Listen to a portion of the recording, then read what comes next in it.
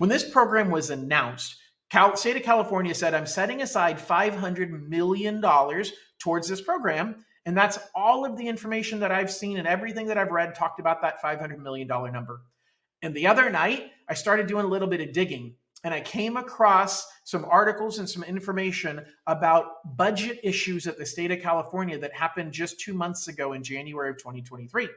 And the governor 9 months ago was talking about how much of a budget surplus there was and how much extra money we had in the budget, and that they were talking about projects they were going to fund.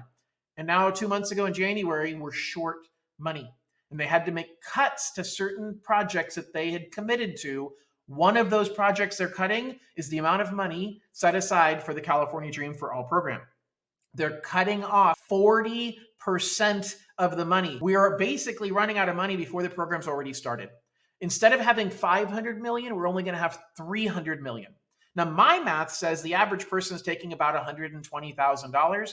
So the original calculation, I thought we'd have about 4,200 families that would be helped with this program. That's now dropping to 2,500. So when I thought this might last 6 to 9 months, we might be only 3 to 6 months before this money runs out. Now, it's supposed to be renewed, but we were also supposed to get $500 million from day one, and we're not getting the $500 million that was promised. So are we going to get the $1 billion every year going forward? At some point, I think we will get more money. How quickly we're going to get it, how long of a lapse there's going to be, and are they really going to fund the full $1 billion per year they talked about? Well, if we don't have a budget surplus, there's no money for them to give us. So we got to not only understand that it's what the state wants, but it's what the state can provide that is going to matter. The other thing that changed about my understanding is the credit score requirements. The California Dream for All program requires a 680 credit score for everybody on the loan unless you're below 80% of the area median income. If your total income for your family is less than 80% of the area median income, then you can get away with a 660 credit score as a bare minimum.